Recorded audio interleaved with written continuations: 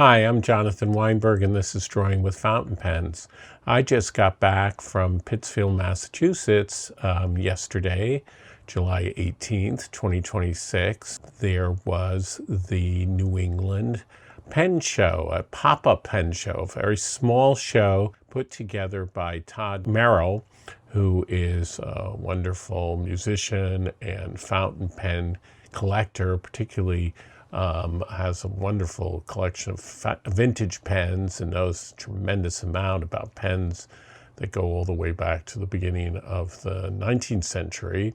And this is the second time that he's put together a little show. I think we kind of tend to call them something akin to a pen swap or a pop-up show with just 12 dealers, but they were a very select crew, people that you will know from the big pen shows at DC and Baltimore, and who've been interviewed on this channel, people like Mike Daigle, Scott Jones, David Isaacson, Paul Erano were there with beautiful pens. And it was at a brewery in Pittsfield. It was at the Hot Plate Brewing Company, which is a really nice restaurant brewery. It ran from 10 to 5 o'clock. And Pittsfield's a nice little town. It is sort of the largest town in the Berkshires, and it has a really interesting history. Probably the most famous thing about Pittsfield is that Herman Melville lived there at the end of his life.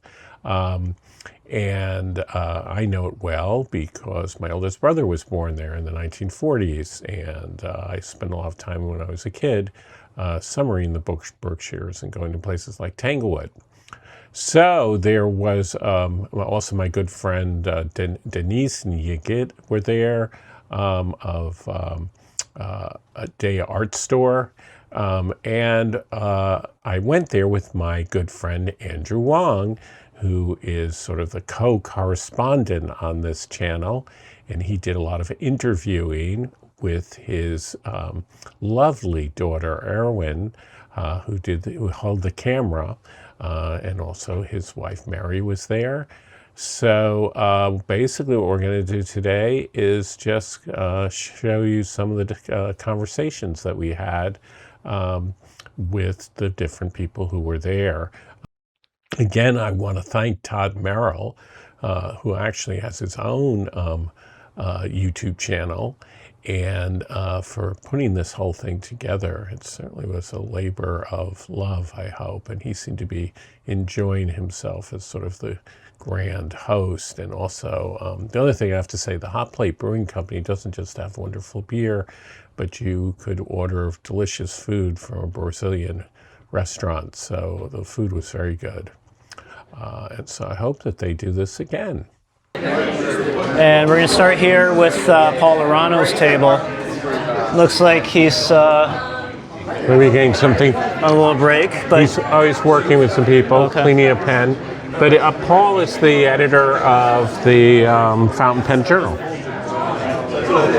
which I have written for from time to time. You know, at DC, for example, we give a seminar on introducing vintage pens to people who are new to the hobby.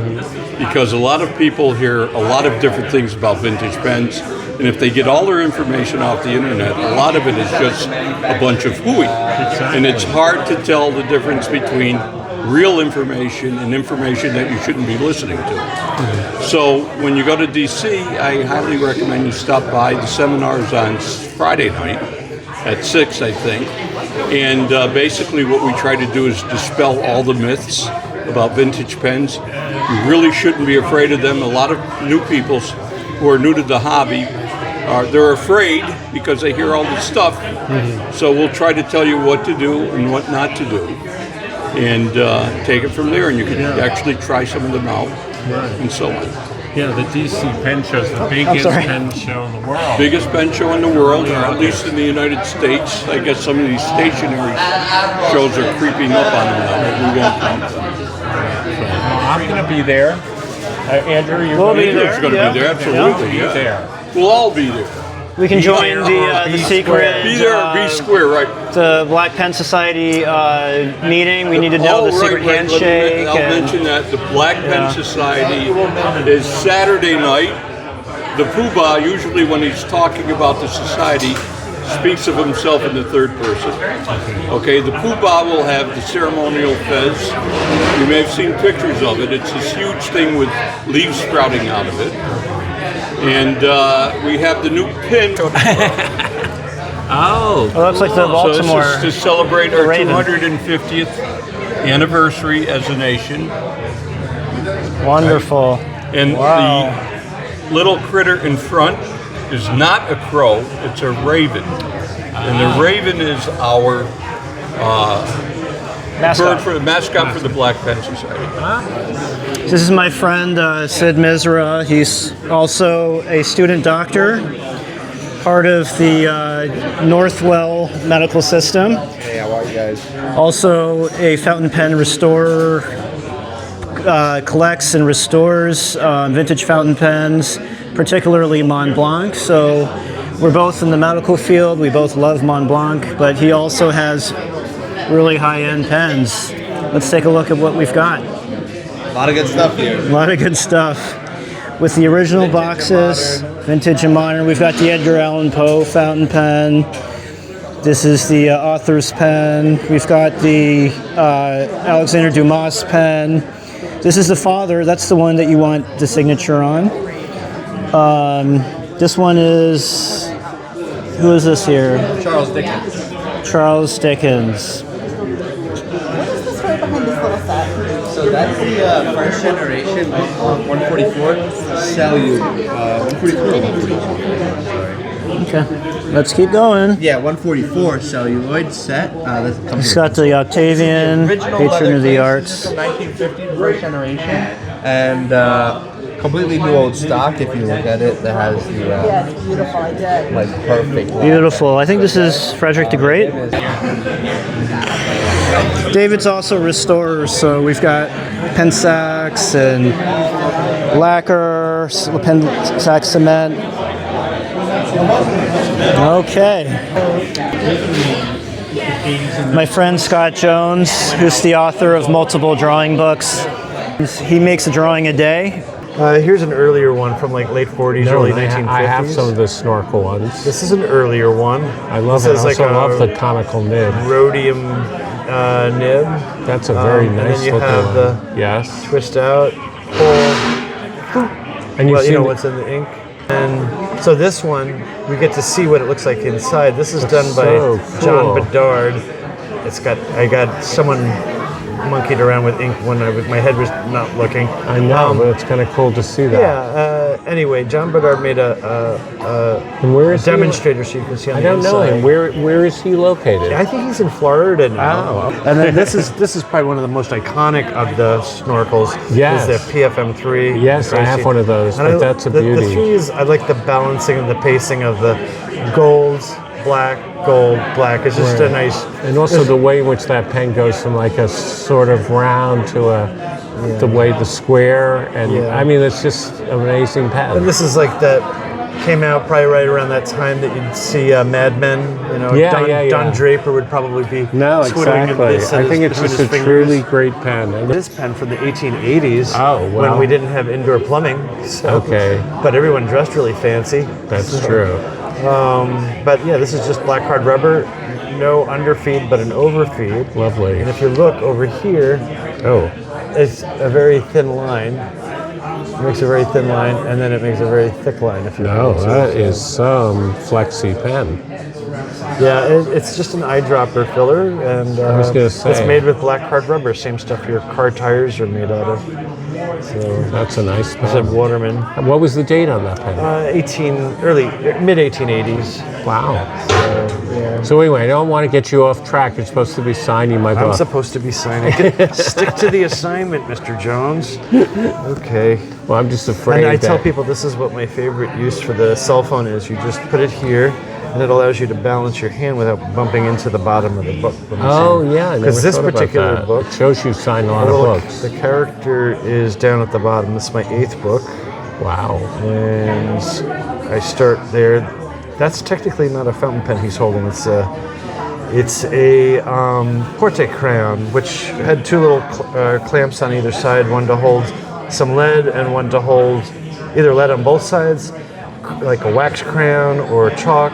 And it was a humble drawing instrument or writing instrument that they used to illustrate, sometimes waxed directly on lithographic stones. Oh, yes, of course. So really neat stuff. I think you can even get like That's what I used when I was in art school, actually, a Conti crayon. So these are great stickers that The problem is I'm 2 hours away. you cut out on your own. And these are stickers that actually become pockets. So they, yep, right over here. So they have adhesive, and you stick them to your folders for your journals, and you can put in bookmarks and just little notes there. It's a super creative. So we're going to buy some, and they come in a big sleeve. So you get all these in one sleeve. Yeah, you get the pockets. Well, this is a smaller set, but you get the tickets and the pockets. And not just that, but we've got some, let's see, I think we have some other designs, some cutout stickers here. Fussy cut stickers. Right here.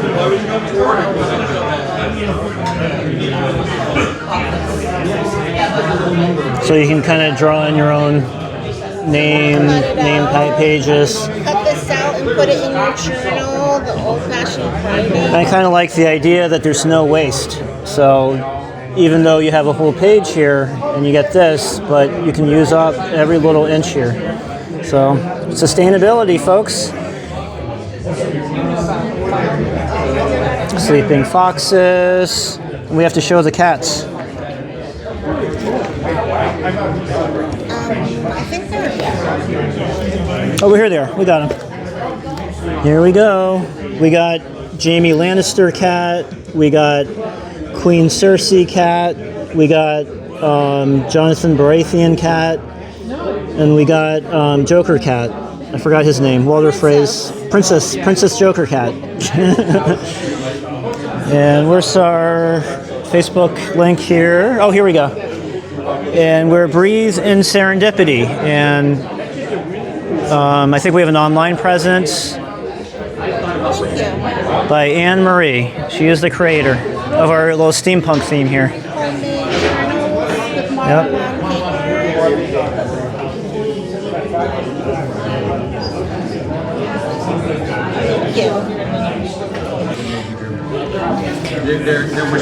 This is my friend Mike Daigle, Mad Mercantile.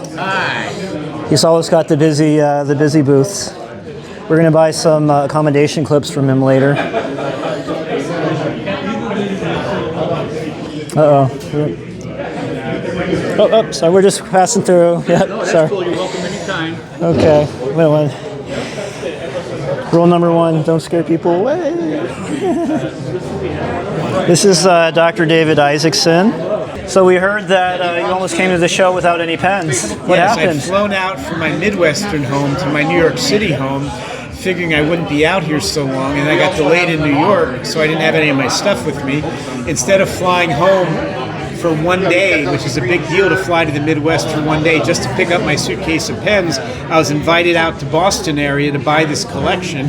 So I bought 300 pens all at once, and now I have pens to show at this table. And is that the first collection you've ever bought? No, I've been buying collections for a long time, and during the past 6 years, I bought 2 separate 5,000 pen collections and a couple high-quality, smaller collections in the 300 to 500 range. It's a lot of fun. So tell us about what gives you the dopamine rush, and then what gives you the buyer's regret. What are some of the episodes? Well, you know, there are a lot of aspects of collecting which are fun. Building a collection, for example. I like writing articles for magazines and teach about the collecting pens. But there really is a lot of excitement when somebody invites one to go off to their home and spend a day or two looking at a collection that was built over a lifetime to consider buying it all in one fell swoop. And that's what happened here with an old friend in the hobby. It was really a lot of fun. And I got some beautiful pens here, and people are coming up and enjoying looking at them and buying some. Good. And if anyone needs CPR, Where do they look? I'm sorry, if they need what? If anyone needs CPR and resuscitation, where do they go? Yes, I'll be happy to do free CPR on anybody who has a cardiac arrest. Bonus. Well, I'll tell you, I actually did CPR on a pen dealer at a pen show in Washington, D.C. about 10, 15 years ago, and he did well. And a year or two later, I ran into him at a pen show, and he gave me a beautiful Seiko wristwatch in rose gold finish. I tried not to accept it, but he forced me to. A year later, I saw him at a pen show. I said, "How you doing now?" He said, "Why don't I look so good?" And I said, "Oh, I can always use another watch." I don't expect. And this is our favorite stop here. We've got pre-loved pens that are beautiful. We've got some, what I would call more affordable Benu pens. They have some dazzle, character. They all come with pistons. We've got some nicer Leonardo pens.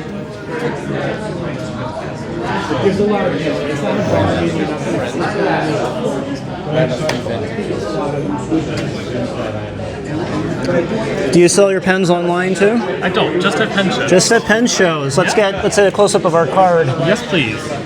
So, my name's Daniel from Street Pens.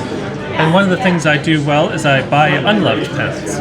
So talk about pen math. If there's a pen that retails for $90, I'm going to try to buy it at $30 and sell at $60. So typically my pens are about a third off of the retail price. And so if you have unloved pens, I'd love to buy them from you. My contact information's on here. And that's how I get most of what's at the table.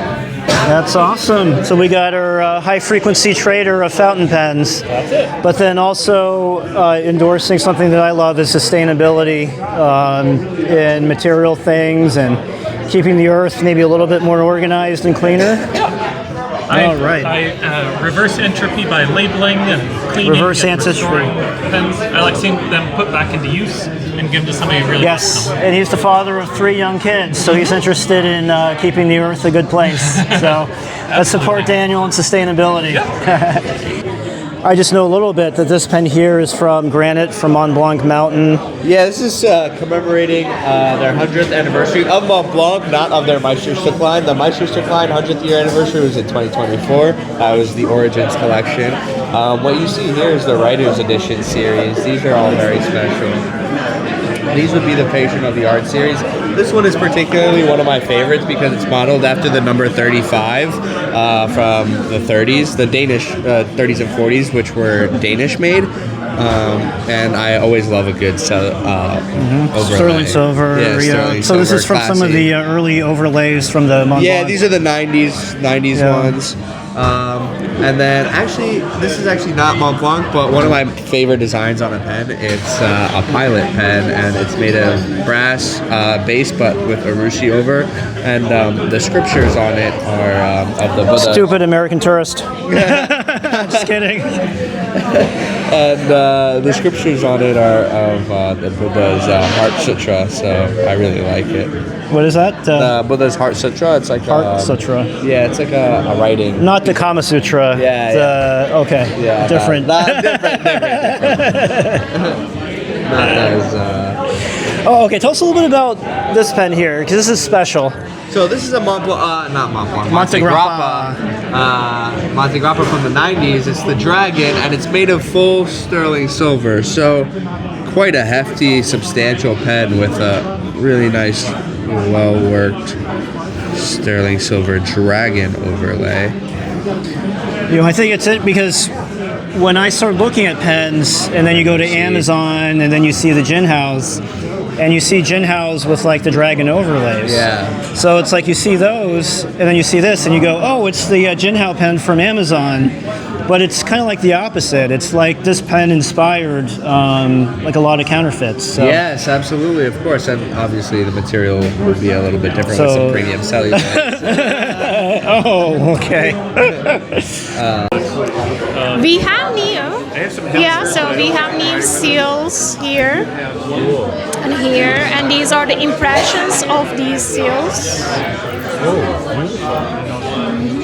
Recently, at home. Journal. So yeah, I bought a new fountain pen revolution gold Oh, you did? Flex nib. Yes, because of you. And is it You good? You brought think your it's gold flex nib. Yeah. Okay, so first of all, when I first received it, all the inks, what I first tried, they were either so wet, too wet, or dry. And then I was almost like, okay, what did I do? Why did I buy this? Right. And then I changed the ink several times. I finally found the working inks. And it's really true. It is That true. ink makes It a is huge true. difference. It is true. And all the diamine and platinum inks work super. They do work well. They do work well.